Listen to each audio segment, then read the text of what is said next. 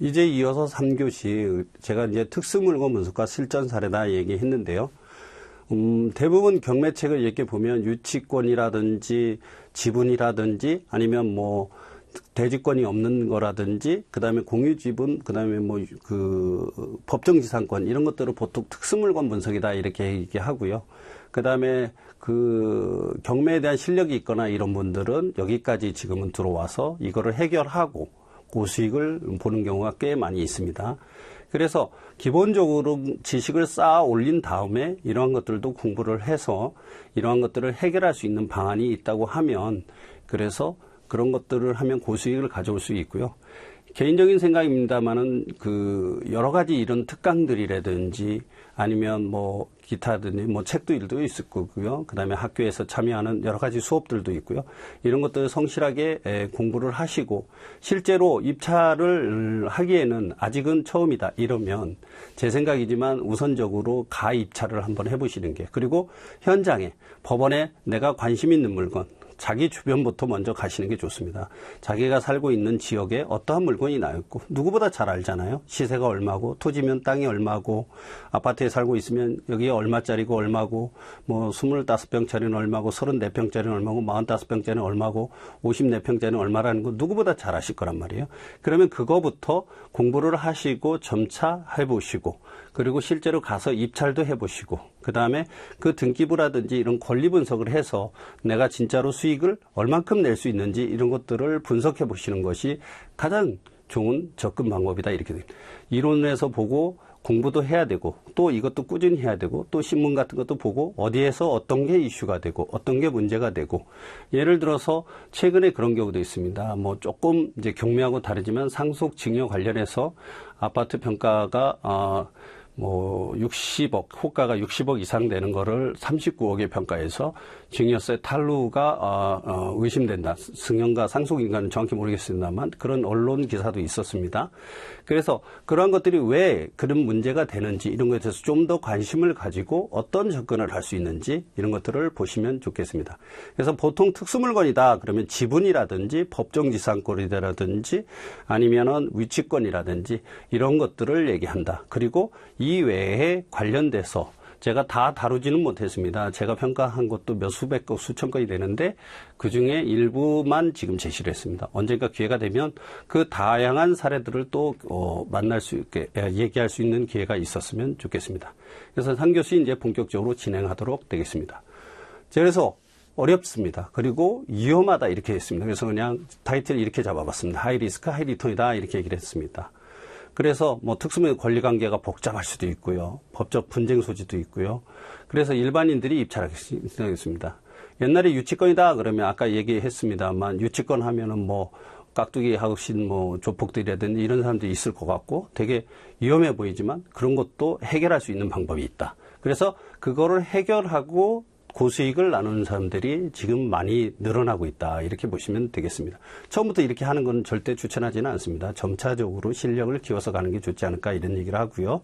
그래서 권리관계가 복잡하거나 법적 분쟁 소지가 많아서 아니면 정말 분쟁 뭐 어떤 거 보면 등기부 서류 보면 예전에 제가 살던 집입니다. 예전에는 이게 손으로 다 등기부를 썼었습니다. 지금은 다 전산화 작업이 돼 있지만요. 그때 한 20장 정도가 되더라고요. 그 하나만 봐도 정말 공부가 많이 될 정도로 그렇게 한 20장 정도의 여러 가지 권리, 전 주인이 그렇게 했었던 경우를 본 적도 있습니다. 그래서 특수물건이란 이런 권리관계 분쟁, 법적 분쟁 소지가 있어 일반인들이 입찰을 꺼려한다. 그리고 특징은 잦은 유찰로 가격이 매우 저렴하다. 왜? 권리관계 분석하기가 쉽지 않거든요. 예를 들어서 정말 그러지는 않겠지만 조폭 같은 사람들이 지키고 있을 겁니다. 유치권 같은 경우는.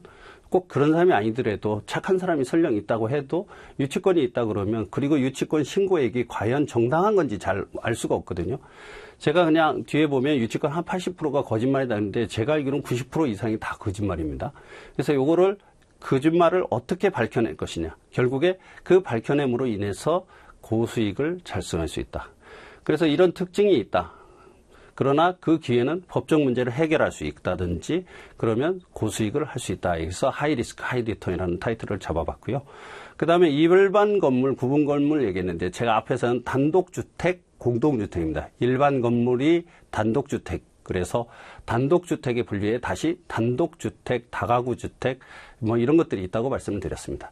그리고 구분 건물에는 뭐 아파트, 연립주택, 다세대주택 이런 것들이 있고 그래서 뭐 401호 소유자가 있고요. 710호 소유자가 있고 703호 소유자, 708호 소유자 이렇게 따로 있는 것이다. 이렇게 얘기를 드렸잖아요. 연립주택도 마찬가지잖아요. 401호 주인이 있고 203호 주인이 있고 403호 뭐 502호 주인이 있고 이렇게 다 따로 있는 경우다 이렇게 있습니다. 그래서 이런 차이들 때문에 이런 거 있습니다. 뭐 예를 들어서 원룸 건물이라든지 이러면 101호, 102호, 뭐 501호, 901호, 801호 뭐 이렇게 쭉 되게 높은 건물이 있습니다. 이렇게 호수가 있다고 그래서 반드시 그게 구분 건물이다. 구분 건물은 어떻다? 따로 소유자가 달리 있어야 된다. 간단히 얘기하면 그렇다는 얘기입니다. 그런데 그런 데를 잘못 입찰해서 잘못 들어가는 경우도 잘못 판단해서 그런 경우가 있습니다. 그리고 가장 주의할 것 중에 하나가 영자 하나를 쓰므로 인해서 예를 들어서 10억짜리인데 거기다 영자 하나 쓰면 어떻게 됩니까? 100억이 됩니다. 그럼 무효가 되면 예전에는 법원에서 이렇게 돌려줬습니다. 근데 지금은 안 돌려줍니다. 그러니까 그 입찰 보증은 10% 내지만 그것도 주의하고 그것 자체도 고액이기 때문에 주의하고 그다음에 실제로 현장에 가서 가입찰을 해보고 실제로 경매통에는 넣지 말고 실제로는 아니더라도 그 입찰서나 이런 것들을 한번 써보시는 게 여러 번 써보시는 게 좋을 것 같다 이런 얘기를 드렸습니다. 그래서 일반 건물은 단독주택에 분류에 들어간다. 구분 건물은 공동주택이고 그래서 일반 건물을 평가할 때 감정평가사들은 어떻게 한다? 토지 더하기 건물이다 이렇게 합니다. 별개의 부동산이다. 제가 뒤에서 다시 또 표현합니다. 구분 건물은 그러니까 703호, 708호, 710호, 101호, 103호 이런 식으로 있다. 따로 있다. 소유자가. 그래서 토지와 건물의 이별이다. 일반 건물. 단독주택 이렇게 얘기를 드렸었죠. 대표적인 게. 대한민국 민법의 특징이 그렇습니다. 토지와 건물을 별개의 부동산을 취급하고 있습니다. 그래서 등기부도 따로 있고요. 그래서 토지 등기부 따로 있고 건물 등기부 이원화되어 있잖아요. 그 다음에 실제 경매사고 이용은 그래서 단독주택을 낙찰받을 알고 봤더니 건물만 경매에 나온 경우 토지는 남의 거 이렇게 되어 있습니다. 지금은 모든 경매 정보 사이트나 이렇게 건물 경매 이렇게 표시가 되어 있습니다. 근데 그걸 잘못 보고 토지 더하기 건물까지 있는지 알고 봤더니 내가 건물을 낙찰받았어. 토지 소유자가 나중에 합니다. 어떻게 되냐면 철거 소송이 들어올 수도 있고요. 그러면 너 거기다 내 땅 쓰고 있으니까 임료내놔 이렇게 얘기할 수도 있습니다. 그래서 이런 것들은 주의해야 된다. 실제 경매 사고가 여러 번 났습니다.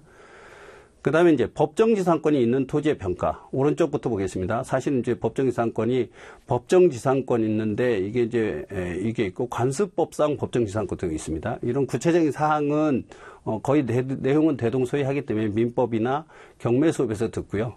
보통은 이렇습니다. 오른쪽에 보시면 저당권 설정 당시 토지 위에 건물이 있어야 된다. 그리고 저당권 설정 시 토지와 건물이 동일 소유자여야 된다.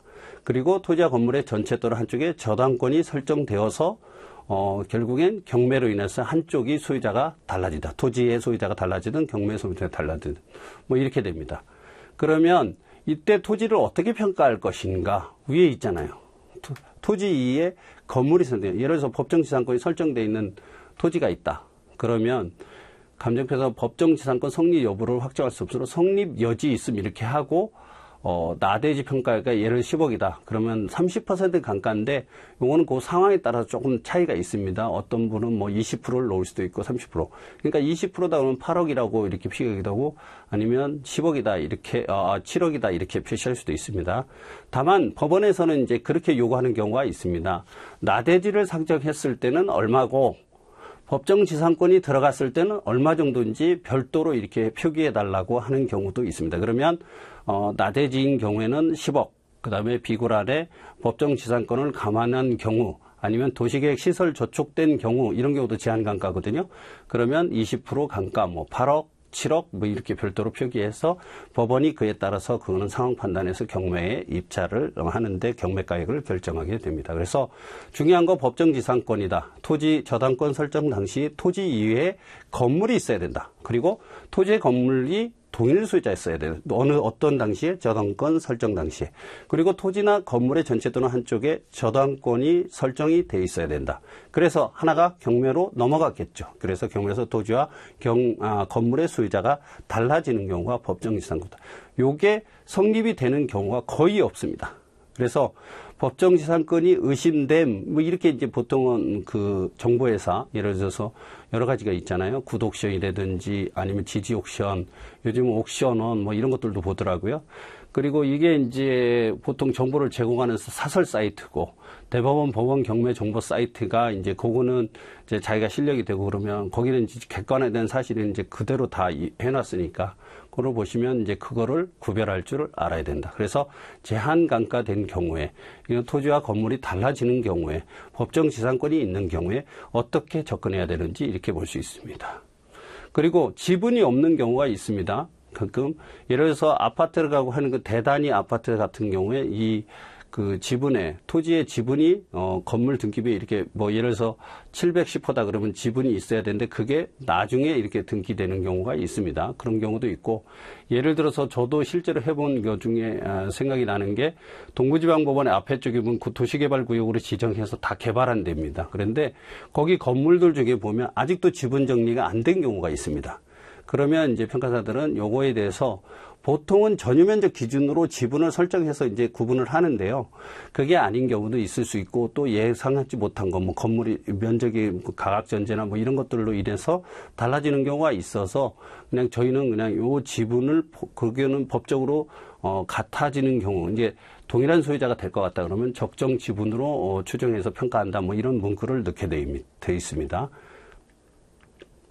그 다음에 구분 건물이다. 아까 말씀드렸죠. 708호, 710호, 아니면 아파트, 빌라라고 했는데 사실 빌라는 정식적인 명칭은 아닙니다. 아시다시피.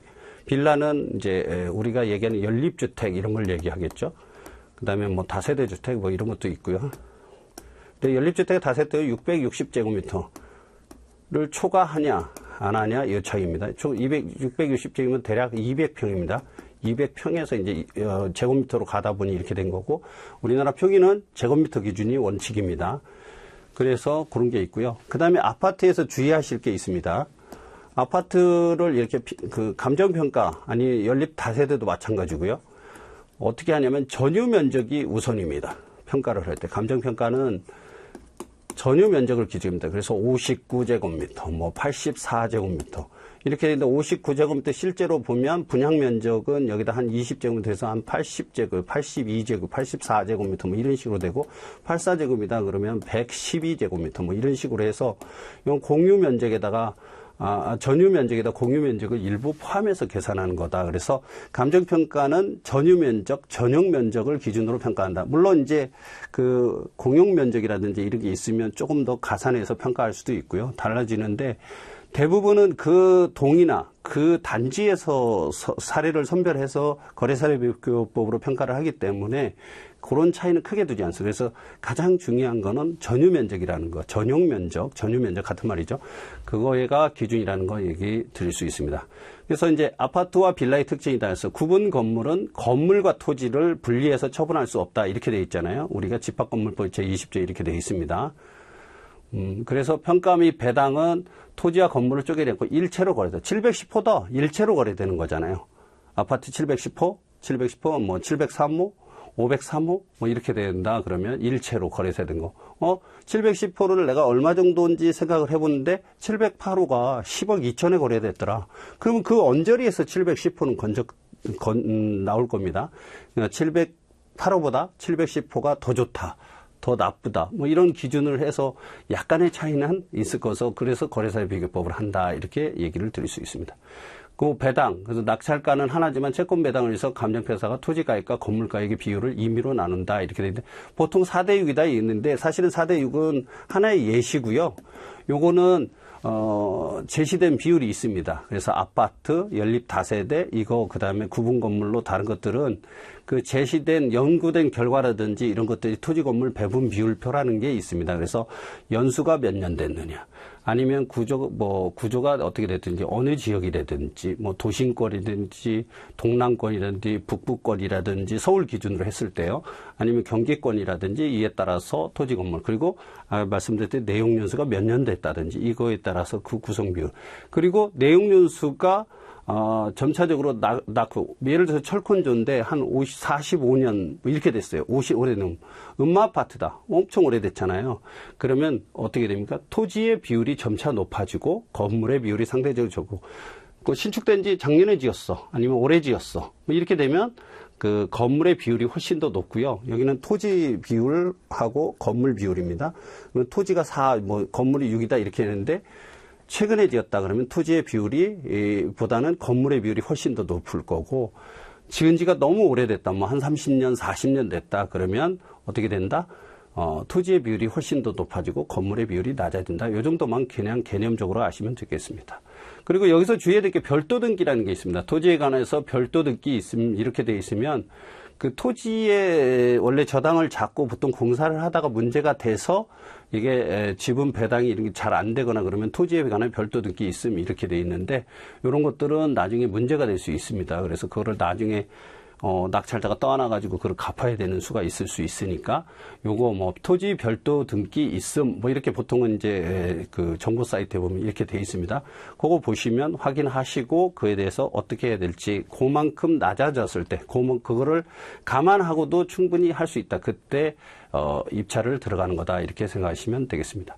대지권 미등기, 아까 제가 동부지방법원 앞에 또 신축 아파트, 대단위 아파트, 신축 아파트에는 안 되는 경우도 있고, 실제로 이런 경우는 이제 동부지방법원 앞이나 제가 말하는 신축 아파트 이런 데는 거의 대부분이 대지권이 나중에 이제 지분이 배분해서 들어가게 돼 있습니다. 근데 가끔 보면 정말 대지권이 미등기된 경우가 있습니다. 그래서 등기가 없어도 권리는 있다. 그래서 뭐 신도시 아파트 행정 절차상 이렇게 늦어지는 경우 있다고 아까 말씀드렸고, 감정평가서 대지권 가격 포함하여 평가함. 그래서 보통 그 지분의 가격을 저희가 또 따로 계산하는 거는 뭐 행정청이나 이런 데서 해야 되니까 적정 지분을 포함하고 있음 이러면 그런 대지권 가격이 포함돼서 평가된 거다. 그래서 710호다. 그럼 그 710호에 대한 적정 지분이 어느 시점에서 배분이 될 거다. 이렇게 생각하시고 보시면 되겠습니다. 대지권 가격 제외 이렇게 돼 있다. 그러면 위험하다. 이렇게 해서 건물만 사는 꼴이 돼서 아까 어떤 문제가 생겨서 철거를 당할 수도 있고, 아니면 또 어떤 경우도 있다. 그에 대해서 임료를 내야 되는 불행한 사태가 벌어질 수도 있다. 이렇게 말씀을 드렸습니다. 그래서 분양되고 미납 체크 이렇게 돼 있잖아요. 대지권 등기가 안 된 이유를 이제 역으로 추적해 봐야 되는 경우가 있습니다. 저희도 평가를 할 때 이런 경우 역으로 추적, 분양되고 미납 때문이라면 낙찰자가 그 돈을 물어내야 되는 경우도 있고, 그거를 이제 할 수도 있고요. 그래서 관리사무소에 확인한다든지 아니면 인근의 부동산들이나 이런 데서 임장활동을 통해서 반드시 확인해야 된다. 이런 얘기를 드릴 수 있습니다. 그 다음에 오픈 상가입니다. 뭐 지금은 벽이 없는 구분 점포다, 벽이 없는 상가다 이렇게 돼 있는데요. 사실은 제가 이런 경우가 있었습니다. 자동차 관련 시설이었는데, 그 장안동에 이제 그 서울의 장안동에 보면 중고차 시장이 많은데 거기에 건물이 큰 게 하나 있었는데, 거기에 실제로 이제 7층인가 8층까지 다 그 자동차를 이렇게 판매하는 시설입니다. 근데 벽체가 없었습니다. 뭐 701호, 702호, 703호 이렇게 쭉 있어야 되는데, 제가 그때 701호, 2호를 같이 평가를 아마 의뢰받았다고 가정하면, 근데 이게 벽체가 없어서 구분 건물이라고 보기가 어렵지 않냐 이런 얘기가 됐습니다. 근데 이게 대법원 판례가 이게 바뀌었습니다. 어떻게 바뀌었냐면, 예전에는 오픈 상가, 그러니까 이제 벽을 다 터가지고 이렇게 쓰게 되면 이거는 인정할 수 없다 이렇게 돼 있었는데, 지금은 그거를 건축물 대장, 현황상 또는 이게 표시가 되고 나중에 충분히 구분할 수 있다고 하면, 그럴 때는 저희가 이제 평가도 하게 됩니다. 예전에는 평가 안 했습니다. 평가 반려하고 뭐 이렇게 했습니다. 그리고 대표적인 거죠. 테크노마트는 평가를 다 해봤습니다. 예를 들어서 저기 동쪽에 있는 저쪽에 강변의 테크노마트라든지 신도림에 있는 테크노마트 이렇게 가봤는데, 지금은 상황이 좀 안 좋은 것 같아요. 공실도 되게 많고 이러는데, 거기에 보면은 예전에 되게 장사가 잘 됐단 말이에요. 지금 오프라인인데 온라인으로 이렇게 옷을 사거나 이런 것들이 너무 많아서 아마 그렇지 않나 이렇게 생각하고, 예전에는 뭐 장사가 잘 되는 사람 2개, 3개, 4개 뭐 이렇게 터가지고 같이 쓰고 이렇게 했단 말이에요. 그래서 경계가 불명하고도 이렇게 돼 있긴 한데, 그에 대해서 어느 정도 구분도 가능하고 벽체를 설치할 수 있다 뭐 이렇게 되면 판례가 어떻게 해라? 그런 경우에도 가치로 인정할 수 있어서 감정평가를 할 수 있다 이렇게 돼 있습니다. 그래서 그런 상가가 위험하긴 하다. 그래서 그런 것들은 정확하게 명확하게 구분되는지 이런 것들을 확인할 수 있어야 됩니다. 그러면 아까 말씀드렸듯이 이제 감정평가사들이나 평가사들은 그 벽체가 없다고 해도 현황도를 발급받을 수, 주인하고 그다음에 어떤 이런 공적인 목적이 있는 사람들은 발급을 받을 수 있다고 말씀드렸잖아요. 그러면 그 발급을 받아서 몇 제곱미터 몇 제곱미터 이걸 확인이 할 수 있다는 말입니다. 그래서 건물 개황도 뭐 평가사들에 따라서 되지만 내부 구조도 이렇게 표시하는데 거기에 보면 제곱미터까지는 표시가 안 되더라도 대략 어떻게 구분되어 있고 이렇게 구분이 되어 있다. 그리고 평가가 되었다 이러면 별도의 상가로 볼 수 있다. 구분 소유권으로 볼 수 있다. 이렇게 보시면 되겠습니다. 그래서 동대문 패션몰 여기도 평가했었습니다. AM, PM인가? 그것도 한번 제가 평가를 해봤고 테크노마트는 양쪽 다 평가를 해봤는데 이런 케이스가 많더라. 그랬고 예전에 비해서는 뭐 심지어는 뭐 절반, 3분의 1 가격으로 이렇게 떨어져서 그리고 이제 거래 사례가 이게 들쑥날쑥해서 되게 고민을 많이 했던 걸로 기억합니다. 이게 도대체 이 구분 상가, 그러니까 오픈 상가가 얼마의 가치가 있을까 이런 고민을 되게 많이 해봤던 기억이 있습니다. 그래서 AMPM도 그랬었던 것 같고요. 그 다음에 테크노마트 이런 데는 가격이 최근에 거래 사례들이 많이 이렇게 떨어졌고 심지어는 요거는 엄청 낮은 가격에 이렇게 거래된 거래 사례들이 있습니다. 등기부터 보면 다 나오니까. 거기 보면 제 생각이지만 그냥 이렇게 던지고 간 거 아닌가 이런 생각이 들 정도로 되게 낮은 가격에 거래된 것들도 꽤 있었다. 이렇게 보시면 되겠습니다. 어찌됐든 구분 점포는 선만 긋고 장사는 상가인데 경계가 불분명할 때는 위험하다. 그래서 그에 대해서 확인할 수 있는 방법, 뭐 관리실 가서 확인할 수도 있고요. 그 다음에 바닥에 견고하게 어떤 표시가 되어 있는 경우도 있고, 바닥에 또 색칠을 해 두시는 분들도 있습니다. 뭐 이런 것들을 다 확인을 해야 된다. 그래서 판례가 경계가 불분명한 위치를 특정할 수 없다면 무효가 되는데, 경계를 확인할 수 있고, 복원할 수 있고, 뭐 여러 가지 위치가 있으면 그럴 때는 유효하다. 이런 판례가 있다. 이렇게 말씀을 드릴 수 있는데, 어찌됐든 오픈 상가는 상당히 주의해야 된다. 왜? 그 경계가 없어지는 경우가 있었고요. 실제로 제가 공매 평가를 하면서, 한 경우가 있었는데, 그런 이제 청량리 쪽이었는데, 1층 전체를 다 오픈해가지고 그러니까 슈퍼 마켓으로 쓰는 경우가 있었습니다. 그래서 예전에 그 도면에 보면 여러 가지 이제 몇 수십 개, 한 80개 내지 100개 정도의 호수가 있었는데, 그거를 다 터서, 식료품 상가를 썼는데, 뭐 그 기관마다 좀 뭐 차이가 있을 수도 있고요. 그래서 뭐 평가를 해달라 안 했는데, 원칙적으로는 최근에 그 구분이 명확하거나 할 수 있다고 하면 평가를 할 수도 있다. 근데 만약에 평가를 안 했다 이러면 문제가 될 수 있고 이런저런 문제가 생길 수 있으니까 경계가 어딘지 모르면 내가 낙찰을 받았어도 어디까지 위치인지를 정확히 힘든데 대부분에 가보면 관리실에 가면 있을 수 있고요. 그 다음에 이제 조금 이게 더 나가서 예전에 이제 지금은 어떤지 모르겠습니다. 평화시장인가 이쪽에 가보면 지하 1층하고 1층은 정확한 기억은 아닙니다만 이 지하 1층하고 1층은 토지 건물 지분이 있었습니다. 그래서 구분이 돼 있긴 한데 구분 소유권인데 그 다음에 2층하고 3층인가는 건물 지분만 있습니다. 그리고 4층인가 5층인가는 지분이 있는데 건물 지분만 있는데 어디에 있는지 모릅니다. 그러나 상가는 누군가 쓰고 있습니다. 그래서 그거는 사실은 뭐 경매하고는 관련이 없이 그때 상속평가 때문에 했었는데 굉장히 난감하고 힘들었고요. 공부 서류만 거의 뭐 한 500장, 1000장 뽑아서 다 분석을 해보고 그랬었던 겁니다. 제 입장에서는 큰 수입은 안 됐는데 어찌됐든 그런 경우도 있었다. 이런 얘기를 드렸습니다. 거기도 오픈 상가다. 이렇게 말씀을 드릴 수 있습니다. 그 다음에 제시의 건물, 이게 보너스냐 폭탄이냐 뭐 이렇게 제가 표시를 했습니다만 앞에서도 여러 번 간접적으로 말씀을 드렸습니다.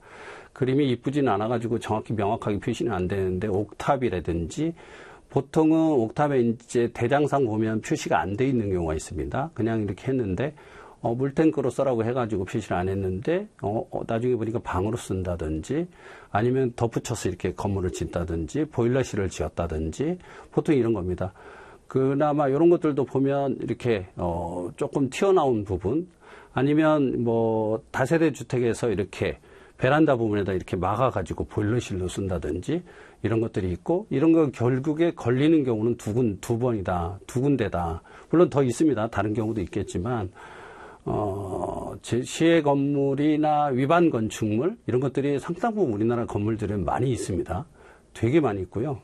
근데 보통은 이런 경우에는 이제 그 이웃이 신고했다든지 뭐 이웃에 싸워가지고 심지어 그런 경우도 전 들어봤습니다. 예를 들어서 리모델링을 하려고 철거 업체라고 해야 되나요? 그 철물점이라고 해야 되나요? 거기다가 이제 몇 군데 견적을 냈는데 견적을 내지 않은 업체에서 신고를 해서 문제가 된 사안도 있었다고 들었습니다.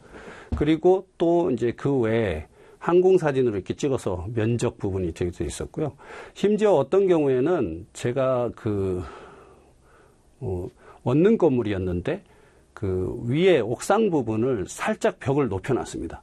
높여놓고 그 부분을 덮어서 한 8개 호순가를 만들었더라고요. 근데 항공사진에는 이게 8층 건물이었는데 7층인 줄 알고 이게 아마 항공사진이 적발이 안 됐던 것 같아요. 이렇게 사진을 찍었는데도 거기가 안 나왔는데 나중에 그게 지분이 2분의 1씩 2분의 1씩 있었는데 서로 사이가 안 좋아졌답니다. 그래서 아마 쌍방간에 이렇게 분쟁이 생기면서 그게 적발이 된 거 아닌가 뭐 이렇게 돼서 나중에 제가 감정평가를 하고 이후에 위반 건축물로 등재되는 이런 경우도 있었습니다. 어찌됐든 뭐 제시의 건물은 위반 건축물일 수도 있고 아닐 수도 있지만 뭐 이게 보너스냐 폭탄이냐 제가 이렇게 표현을 했습니다. 그래서 매각 포함 여부가 핵심인데 대부분은 포함이 된다 이렇게 생각하시면 될 것 같아요. 그래서 매각 물건 명세서나 감정평가서를 보면 확인해 보면 된다. 그래서 매각이 포함하면 감정보호에 포함되고 덧붙여서 이렇게 하면 예를 들어서 보일러실을 만들었다든지 베란다 부분에 했다든지 심지어는 1층에다 그런 경우도 있습니다. 보통 사무실로 이렇게 등재되어 있는데 건축물 대장에 가보니까 방으로 쓰는 경우도 있었고 심지어는 한 25제곱미터인데 25제곱미터를 샌드위치 판넬로 해서 넓혀가지고 이렇게 하는 경우도 있었습니다. 물론 1층에 있어서 적발이 되는 경우도 있고 안 되는 경우도 있고 뭐 이렇게는 한데 그런 케이스도 있었다. 근데 이런 것들은 실제로 방이 아닌데 낙찰을 받았을 때 나중에 문제가 됐을 수도 있다. 왜? 이런 것들은 아까 위반 건축물로 등재되게 되면 이행강제금을 계속적으로 부과시킵니다. 원상회복해야 됩니다.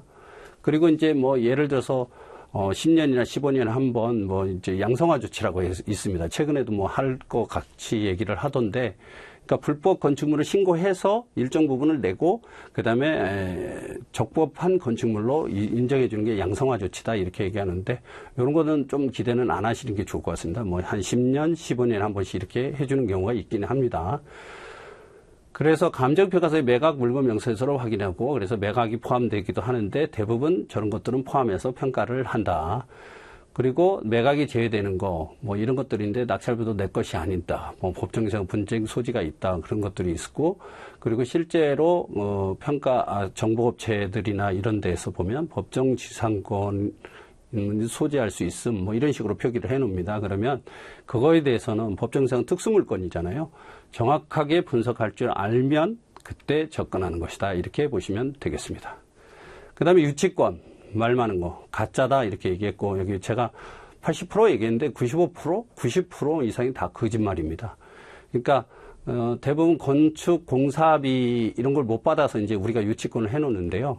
그 다음에 유치권 상실 사유를 가지고 이거를 이제 접근하는 분들도 많습니다. 그래서 실제로 이 유치권이 성립되기도 어렵고 성립이 된다 해도 뭐 예를 들어서 10억짜리 건물을 짓다 2억 5천 했는데 2억 5천 못 받았습니다. 그러니 실제적으로 2억 5천이 안 되는 경우가 태반입니다. 설사 인정된다 하더라도.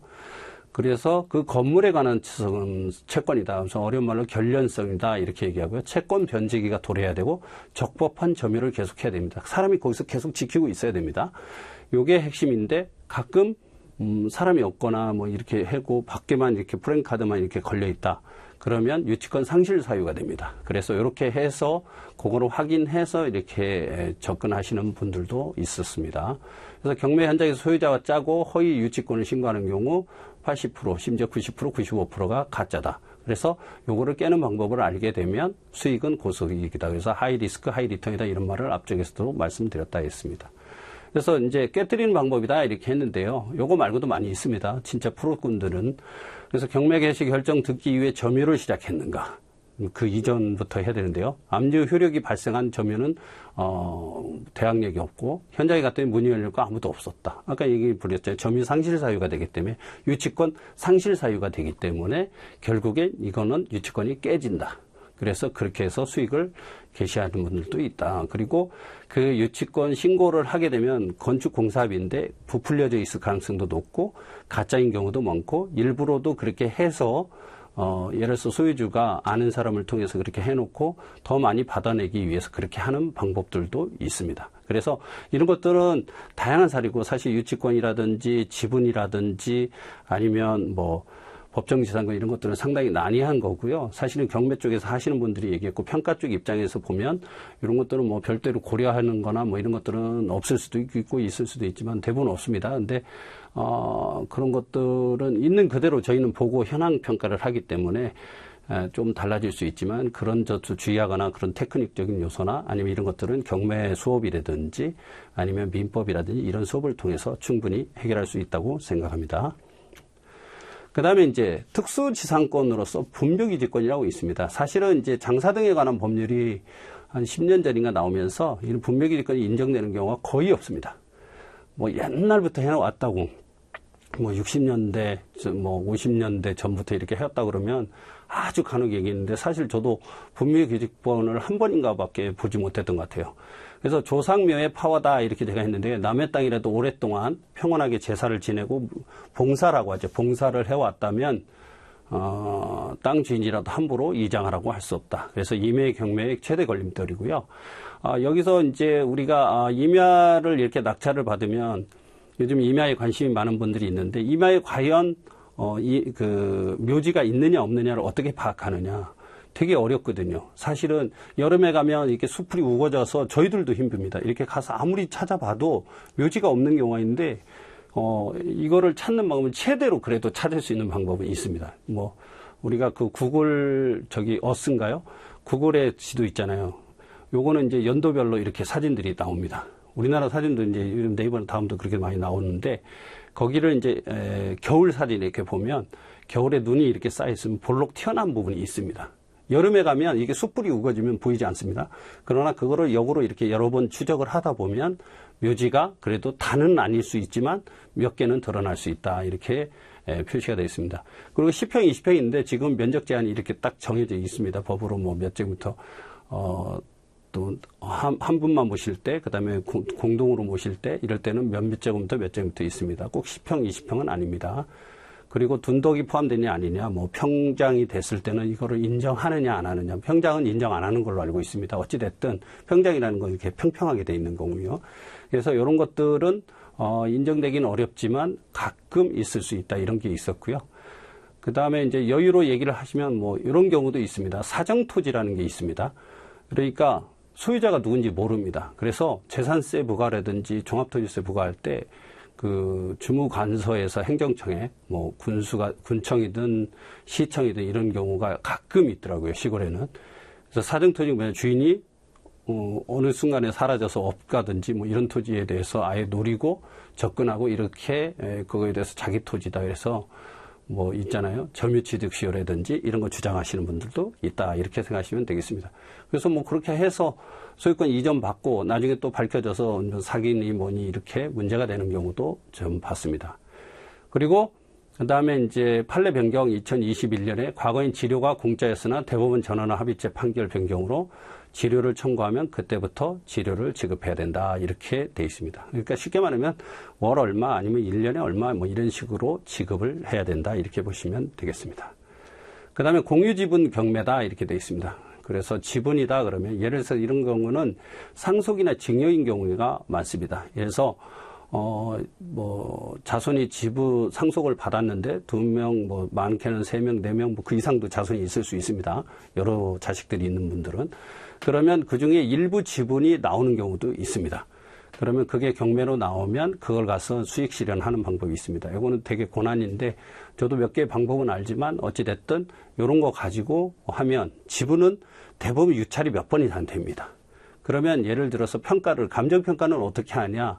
전체 가액을 구해서 그 지분 비율만큼 곱해서 계산을 해서 평가를 합니다. 그 공유지분이라는 게 위치가 특정되지는 않잖아요. 뭐 특정되는 것도 있을 수도 있습니다만 특정이 되지 않기 때문에 그 어딘가에 있는 거다. 뭐 4명이다. 자손이 그러면 4분의 1이고 뭐 민법상으로는 원래 남편이 죽으면 0.5, 아내는 가산하는 뭐 이런 거 있지만 일반적으로 자식들은 n분의 1이다. 그렇게 했을 때 그 n분의 1 중에 하나의 지분이 나왔다. 그러면 그걸 가지고 수익을 실현하는 방법이 있다더라. 그래서 그런 게 있습니다. 그래서 이거 여러 번 유찰되기 때문에 장점으로는 소액 투자가 가능하고 당연히 경쟁률이 낮겠죠. 그 다음에 전략은 낙찰로 나머지 공유자면 내 지분을 매수해 이렇게 하는 방법이 있고요. 아니면 임료를 청구할 수도 있습니다. 나머지 분들한테. 그다음 전체를 경매에 내서 돈으로 나눠갖자 뭐 이렇게 공유물 분할 청구 소송 이렇게도 할 수 있는 뭐 이건 압박 차원에서 할 수도 있는 거고요. 그 다음에 여기서 이제 경매 쪽에서 배우신 것 중에 하나가 우선 매수 청구가 있습니다. 다른 공유자는 최고가 매수 가격 신고수로 우선 매수할 수 있는 권리가 있다. 그래서 낙찰받아서 되게 좋았는데 그 아내란 사람이 그 최고가를 내고서 소유권을 받아가는 경우가 있다. 이런 것도 있으니까 조심해야 된다. 이거는 경매 쪽에서 충분히 배우실 거라고 생각합니다.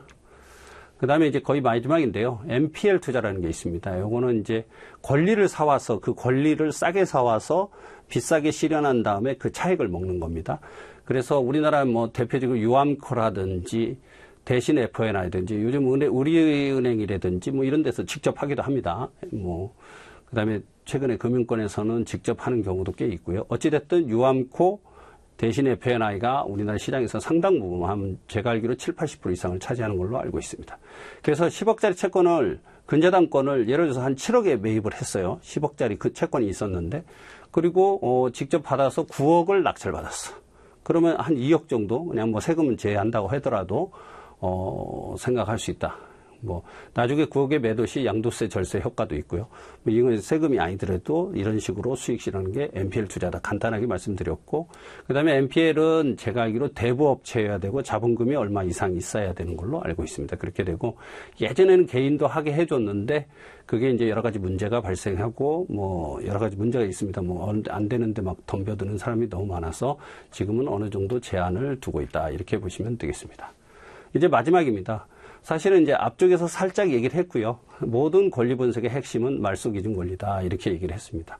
그래서 살아남는 놈, 그 앞쪽에 있는 놈, 말소 기준 권리의 앞쪽에 있는 애는 살아남고 뒤쪽에 있는 건 죽는다. 이거는 너무 잘 아실 것 같아서 간단히 말씀을 드리고 가장 중요하니까 또 말씀을 드리겠습니다.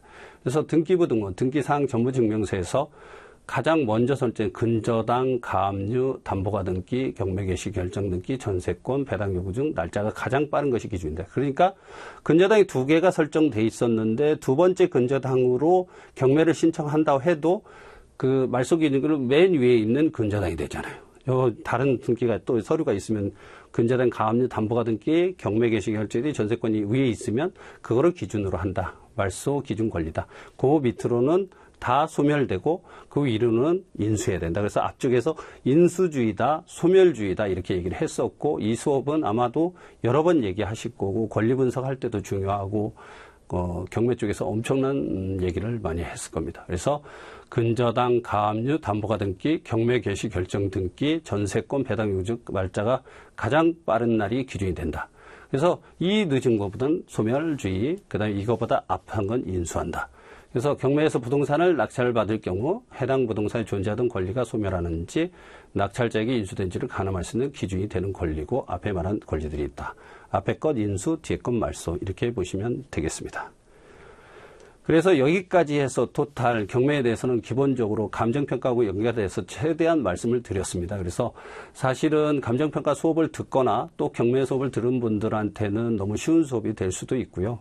또 이제 처음 듣는 사람한테는 어떻게 보면 접근이고 실제적으로 경매에 관심이 많으신 분들은 실제로 참여를 해보는 게 좋다 이렇게 얘기를 드리고요.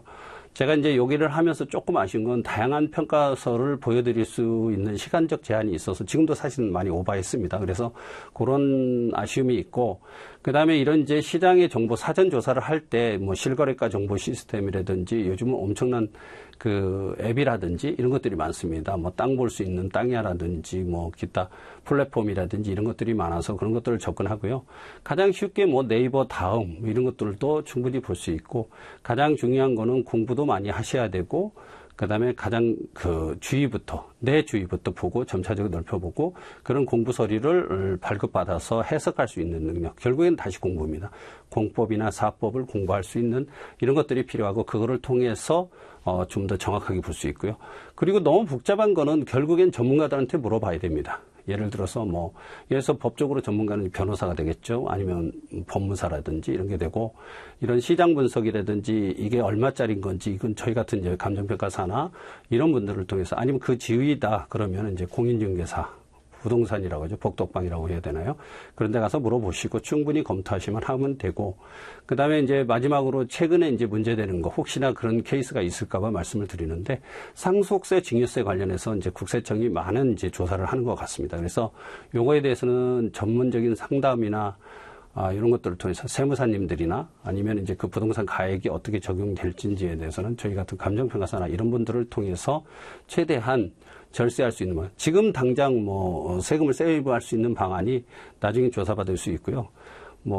점차적으로 지금 그에 대해서 세무조사를 철저히 해서 정당하게 세금을 부과한다, 이렇게 얘기를 하는 것 같습니다. 그래서 그런 것들은, 그리고 아까 권리 분석 같은 거 너무 어려운 것들은 전문가들한테 분석을 해서 알 수 있게 하고, 그 다음에 기본적인 것부터 분석해서 공부를 시작해서 점차적으로 범위를 넓혀가는 그런 공부를 하셨으면 좋겠습니다.